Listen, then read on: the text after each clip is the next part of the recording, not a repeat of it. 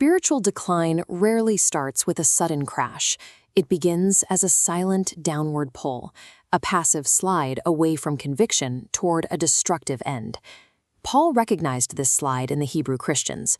They weren't just tired, they were in danger of losing their foundation entirely.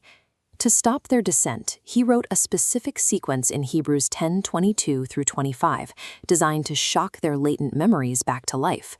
This sequence isn't a suggestion, it's a series of maneuvers to arrest that slide by activating 3 specific internal weights: faith, hope, and love. As we walk through Paul's 3 instructions, you should record a specific response for each one. Having these marked down will help turn these ancient verses into your own immediate path forward. Halting a slide requires more than just wanting to stop. It requires a deliberate, rhythmic execution of these 3 movements. The first movement is a pivot toward the Creator. Paul commands, "Let us draw near." He is addressing the lackadaisical drift by demanding an intentional change in direction. In verse 22, he describes this approach as coming with a true heart in full assurance, having our hearts sprinkled from an evil conscience and our bodies washed with pure water. This imagery is rooted in the requirements for Old Testament priests.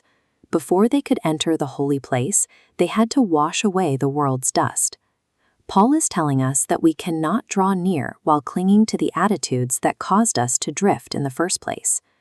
To apply this, identify a specific moment today where you will stop the world's noise and intentionally pray. Note that time down now. Scheduling this moment transforms a vague desire into active faith.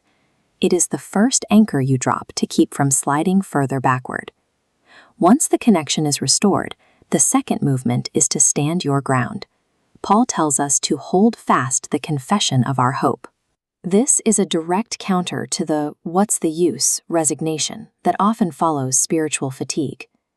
Verse 23 reminds us that we aren't holding on through our own strength, but because He who promised is faithful. The focus shifts from our current failures to the certainty of the resurrection. This is the mindset of a farmer. As James 5:7 explains, the farmer waits with long patience for the rains. They don't abandon the field because the sky is clear today. They hold fast because the harvest is a settled fact.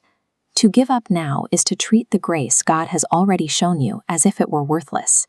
Choose one promise from Scripture that addresses your current struggle and write it beside your prayer time. This is the truth you will refuse to let go of this week. When you choose to persevere in spite of the current weather, you generate hope. You are no